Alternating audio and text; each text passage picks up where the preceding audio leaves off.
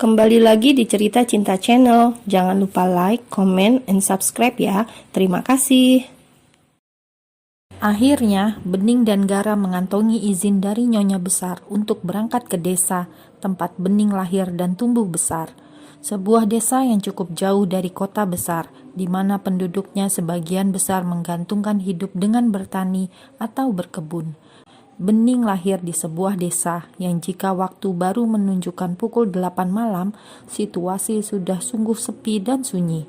Namun di desa itulah Bening belajar segala hal, belajar tentang kerasnya hidup, belajar tentang menerima segala kehendak takdir, tapi bukan berarti pasrah.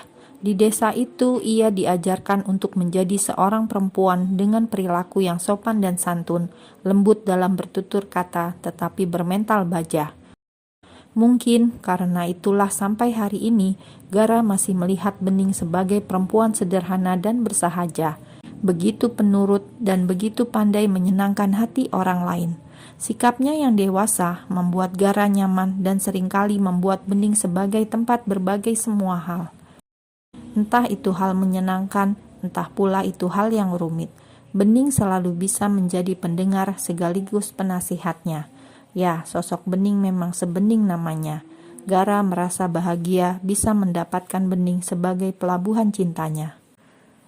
Alhamdulillah, kalian sudah sampai dengan selamat.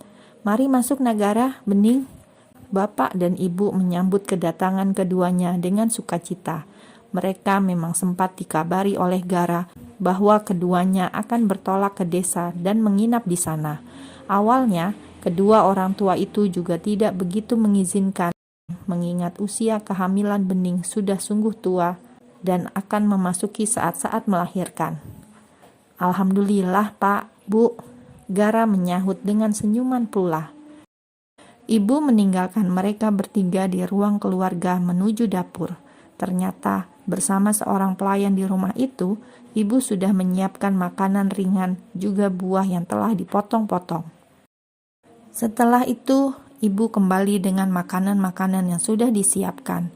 Bening menyambut buah-buahan itu dengan sukacita. Gara menikmati makanan lain yang digoreng oleh mertuanya. Bening rindu sekali ibu, bapak, dan juga Dewi. Oh iya Bu, mana Dewi? Tanya Bening. Dewi sedang belajar membuat kerajinan di ujung kampung, Ning. Adikmu bosan jika di rumah terus. Kondisinya juga sudah semakin sehat. Bening dan Gara mengangguk-angguk paham. Kemudian mengalirlah berbagai cerita menyenangkan di antara mereka. Namun beberapa kali di sela perbincangan mereka, karyawan perkebunan bapak mendekat dan memberikan informasi penting tentang perkebunan.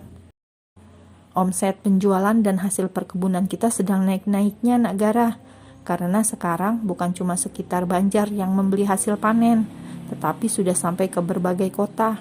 Kebun kita yang paling ujung baru saja ditanami buah jeruk dengan kualitas bibit yang paling bagus. Insya Allah dalam beberapa tahun ke depan akan segera memberi hasil, kata bapak sembari menunjukkan hasil foto-foto perkebunan mereka. Gara dan Bening tersenyum melihatnya.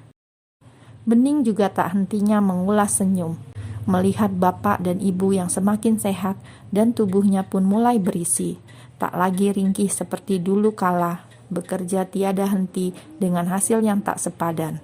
Bening sudah mengangkat derajat keluarganya dengan cara yang elegan. Malam harinya, Bening dan Gara duduk di teras kamar mereka di lantai atas. Dari atas sana, mereka melihat bintang yang bertebaran. Sembari mengelus perut istrinya, Gara bercerita banyak hal. Bening selalu menimpalinya dengan tawa. Kata dokter, perkiraan kau melahirkan tak lama lagi, sayang. Iya, Mas Gara khawatir Bening akan melahirkan di sini ya?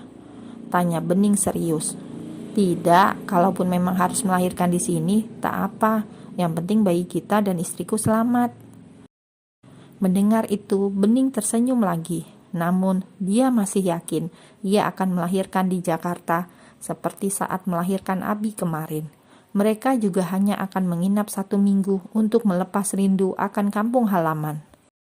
Tapi ternyata semua perkiraan Bening meleset, karena tepat saat sehari sebelum mereka kembali ke Jakarta, Bening mendapati rasa mulas yang teramat sangat pada perutnya. rasa mencengkram yang membuatnya tak mampu berdiri sendiri. Gara yang melihat bening jatuh begitu saja setelah mandi pagi hari, bergegas mendekati istrinya itu. Saat air mengalir perlahan dari sela paha, barulah dia paham bahwa istrinya akan segera melahirkan. Gara dan keluarga Bening segera membawa Bening menuju klinik melahirkan. Kelahiran kali ini akan ditangani seorang bidan yang kebetulan memang bertugas di desa mereka. Dia ingin mengikuti jejak bundanya lahir di desa. Gara tersenyum, menggenggam jemari Bening yang sedikit gemetar, tetapi tetap menatap hangat mata suaminya itu. "Berjuanglah sayang, putri kita sudah tak sabar ingin melihat dunia," bisik Gara tepat di telinga Bening yang segera mengangguk dan mulai mengejan. Bening kira kelahiran kedua ini akan lebih mudah karena ia sudah pernah melahirkan. Tetapi nyatanya masih sama sakitnya. Ia terus berjuang melahirkan buah hatinya yang kedua, hasil percintaannya dengan Gara. Masih pagi sekali, matahari pun belumlah terlalu tinggi. Di dalam sebuah klinik persalinan dengan seorang bidan dan beberapa asistennya, Bening sedang berjuang. Beberapa kali rasanya hampir hilang kesadaran. Gara tetap berusaha kuat juga menguatkan. Cicit burung di luar sana yang hinggap di ranting pohon menemani Bening berjuang pagi ini. Ibu masuk, membantu Bening untuk memberi kekuatan agar kuat pula putrinya. Gara tak hentinya membisikkan kalimat-kalimat penyemangat bagi istrinya yang sedang berjuang itu. "Sedikit lagi, Dek Bening," Bu Bidan dengan kerudung putih itu ikut menyemangati. Bening menatap sekeliling, genggaman jemarinya menguat. Kala mata bertatapan dengan ibu, saat air mata mengalir begitu saja mengingat perjuangan ibu melahirkannya dulu. Oh, Bening memang bukan kali pertama melahirkan, tapi tetap saja setiap kali terkenang perjuangan melahirkan seorang ibu, hatinya meleleh begitu saja. "Berjuang, Nak. Ayo, ada ibu di sini." Betul, jika kemarin di Jakarta ia bisa melahirkan tanpa kehadiran ibunya, bukankah sekarang Tuhan sedang menitipkan rasa nikmat di sela rasa sakit itu karena ada ibu yang menemaninya saat ini. "Bening pikir akan lebih mudah, Bu. Ternyata lebih sakit," desis Bening dengan lelehan air mata yang membuat Gara terenyuh melihatnya. Gara mengusap kening istrinya dengan lembut, memberi sentuhan dan kecupan menenangkan di sana. Kemudian ditatapnya mata sang istri yang tengah terengah-engah setelah mengejan kesekian kali dengan bayi mereka yang belum juga keluar. Gara mengusap perut istrinya, mencoba memberi pengertian kepada anak keduanya agar memudahkan proses kelahirannya sendiri saat ini. "Marilah putriku tercinta, kami sudah rindu sekali untuk bertemu denganmu." Bening tersenyum kecil di sela helaan nafasnya yang berat. Ibu mengelap keringat yang jatuh bercucuran. Dan pagi itu, ketika usaha mengejan kesekian itu membuahkan hasil, terdengarlah lengkingan suara bayi perempuan tepat ketika Mentari sedang naik dan meninggi, masuk lewat celah jendela kamar persalinan, melingkupi Gara yang sedang terharu dan menangis memeluk putri dan istrinya. Sinarnya membuat semua yang di dalam sana merasakan hal yang sama. Sebuah pemandangan yang begitu indah dari dua manusia yang saling mencintai dan satu manusia baru. "Mentari, namanya Mentari, Bu Bidan." Gara menyerahkan putrinya kepada bidan itu lagi untuk dibersihkan setelah refleks menyebut nama putrinya begitu saja ketika melihat Mentari melingkupi mereka pagi ini. Bayi berkulit putih itu mulai dibersihkan oleh asisten bidan. Bening dan keluarga masih larut dalam haru yang rasanya tak pernah berkesudahan. Bapak mengangkat tangannya, seraya menunduk dan mensyukuri atas nikmat yang Tuhan beri hari ini dengan kehadiran manusia baru di antara mereka. "Alhamdulillah, cucu keduaku sudah lahir. Terima kasih Gusti Allah," ujarnya pelan, seraya meraup wajahnya perlahan, lalu mendekat ke arah istri dan menantunya. Tak lama berselang, Dewi pun masuk, memberi ucapan selamat, juga pelukan hangat bagi kakaknya yang sudah selesai berjuang di ranjang persalinan.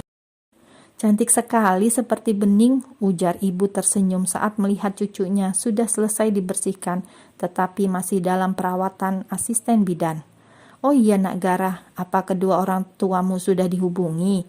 Tanya bapak kepada Garah yang tiba-tiba jadi tersentak. Garah sampai lupa Pak, ya Allah, saking fokusnya dengan kelahiran Mentari. Garah segera menjauh sedikit dari ruangan itu. Ia mulai menghubungi ibunya. Mah, Mentari sudah lahir. Apa Garah? Mentari siapa? Cucuku yang sudah lahir begitu.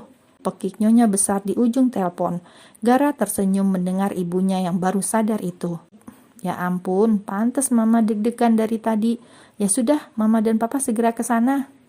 Iya Mah, hati-hati ya. Garah menyudahi sambungan telepon. Ia bisa membayangkan bagaimana heboh dan bahagianya nanti kedua orang tuanya itu. Garah juga sudah mengabari bawahannya di perusahaan bahwa mungkin dia akan sedikit lebih lama lagi berada di desa istrinya. Anaknya sudah lahir dan kabar itu sudah menyebar ke seluruh penjuru perusahaannya.